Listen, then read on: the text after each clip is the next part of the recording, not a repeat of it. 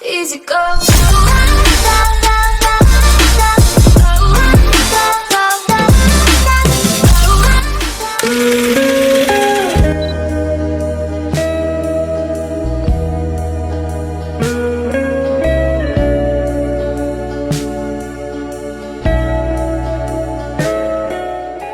Tujuan dari percobaan ini yaitu yang pertama, membuat larutan A dengan konsentrasi 1 molaritas NaCl atau natrium klorida.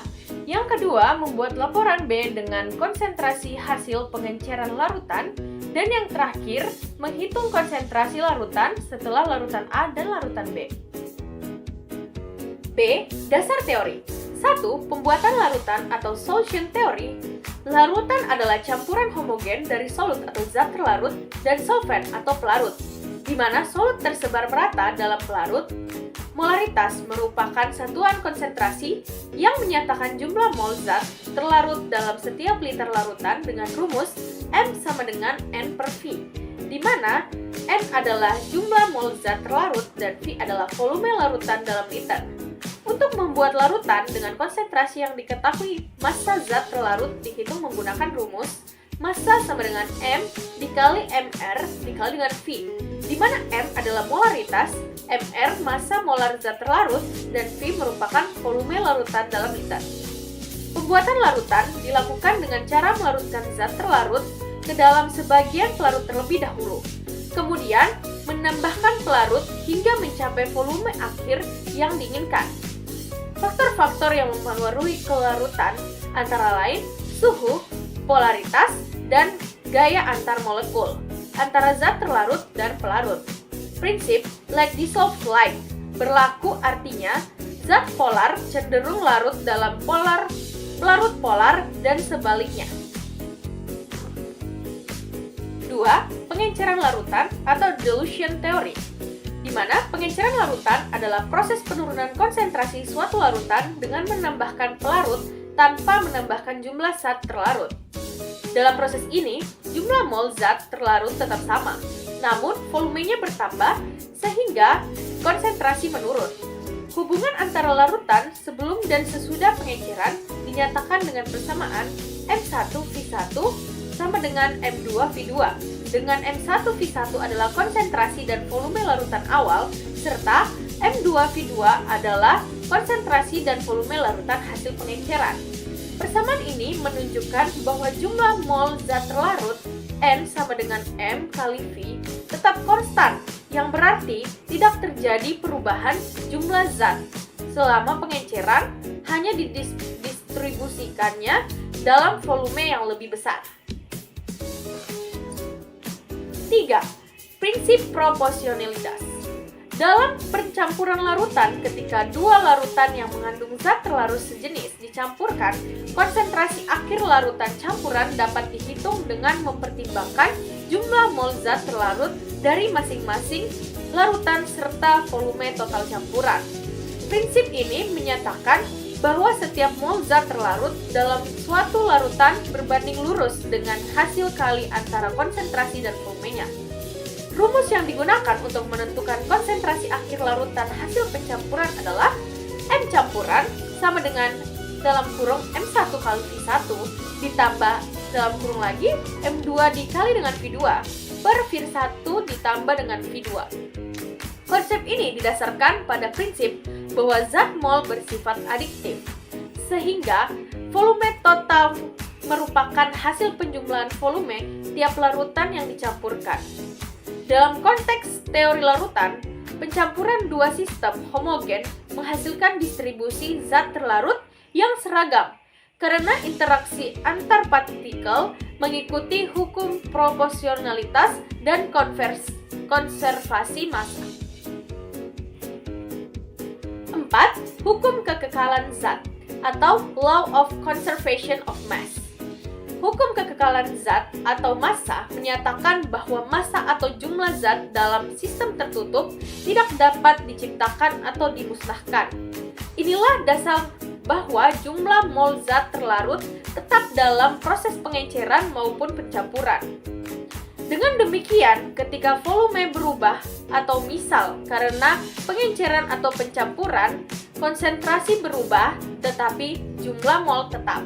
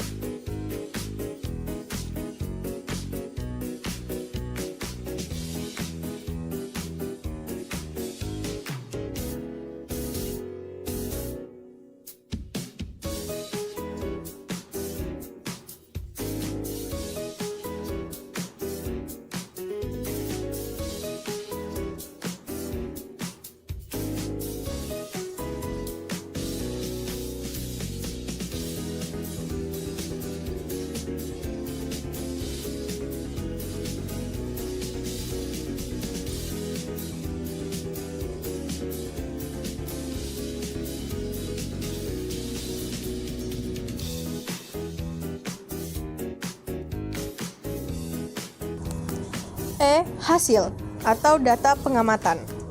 1. Pembuatan larutan. Konsentrasi larutan yang ingin dibuat 1 molaritas. Zat terlarut yang digunakan NaCl. Volume pelarut 100 ml. Perbedaan kondisi larutan setelah garam dilarutkan dalam air dan dihaduk hingga seluruh kristal NaCl larut sempurna. Larutan menjadi bening, tidak berwarna, dan tidak ada endapan. Yang kedua, pengenceran larutan. Konsentrasi awal 1 molaritas. Volume larutan yang diambil 50 ml. Volume larutan yang ditambahkan 50 ml. Konsentrasi akhir 0,5 molaritas. Perbedaan kondisi larutan. Tidak ada perubahan signifikan pada larutan karena baik larutan awal maupun larutan hasil pengenceran sama-sama tampak bening dan tidak berwarna. 3. Pencampuran larutan. Volume larutan 1 50 ml. Volume larutan 2 50 ml. Konsentrasi larutan 1 1 molaritas. Konsentrasi larutan 2 0,6 molaritas. Sedangkan konsentrasi akhirnya 0,8 molaritas. F. Analisis data dan pembahasan versi sederhana. 1. Pembuatan larutan A. Data dan perhitungan. Pada percobaan ini, dibuat larutan garam NaCl dan dengan konsentrasi 1 molaritas sebanyak 100 ml. Rumus yang digunakan, massa sama dengan M dikali NR dikali dengan V. Massa sama dengan 1 dikali 58,5 dikali 0,1 sama dengan 5,85 gram. Jadi, diperlukan 5,85 gram garam NaCl untuk membuat larutan tersebut. Pembahasan. Dari hasil percobaan larutan yang dibuat, tampak jernih dan homogen. Ini berarti garam telah larut sempurna dalam air. Hasil ini sesuai dengan teori larutan atau solution theory yang menjelaskan bahwa konsentrasi larutan bergantung pada jumlah zat terlarut, massa molekul relatif, dan volume pelarut. Teori ini juga dijelaskan dalam buku Physical Chemistry oleh Peter Ankin. Kesulitan. Sulit untuk menimbang garam dengan tepat karena kristalnya mudah menempel pada sendok atau wadah. 2. Pengenceran larutan B. Data dan perhitungan. Larutan NaCl 1M sebanyak 50 ml diencerkan menjadi 100 ml larutan dengan konsentrasi 0,5 mol. Rumus yang digunakan M1V1 sama dengan M2V2, di mana 1 dikali dengan 50 sama dengan 0,5 dikali dengan 100. Hasil perhitungan menunjukkan bahwa pengenceran dilakukan dengan benar. Pembahasannya, setelah diencerkan, larutan menjadi 0,5 M. Ini sesuai dengan teori pengenceran, yang menyatakan bahwa saat volume larutan bertambah, jumlah zat terlarut tetap sama, sesuai dengan hukum kekekalan zat. Jadi, semakin banyak air yang ditambahkan, semakin kecil konsentrasi larutannya. Penjelasan ini sesuai dengan buku Analytical Chemistry karya Gary D. Christian. Kesulitannya yaitu sulit memastikan volume tepat 100 ml karena penambahan air dilakukan secara manual. 3. Pencampuran larutan A dan B. Data dan perhitungan. Larutan A itu 1 M dengan 50 ml dicampur dengan larutan B yaitu 0,6 M dengan 50 ml. Rumus yang digunakan M campuran sama dengan M1V1 ditambah dengan M2V2 per V1 ditambah dengan V2. M campuran sama dengan 1 dikali dengan 50 ditambah 0,6 dikali dengan 50 per 100 sama dengan 0,8 M. Jadi, konsentrasi larutan campuran adalah 0,8 M. Pembahasannya, hasil percobaan menunjukkan bahwa setelah larutan A dan B dicampur, konsentrasi akhir menjadi 0,8 M. Ini sesuai dengan prinsip proporsionalitas dan hukum kekekalan zat, di mana jumlah zat terlarut dari kedua larutan tetap sama setelah dicampur. Hal ini juga sesuai dengan teori dalam Physical Chemistry karya Peter Atkins. Kesulitannya, larutan kadang tidak langsung tercampur sempurna. Cara mengatasinya, aduk larutan perlahan menggunakan batang pengaduk kaca agar tercampur homogen sebelum pengukuran.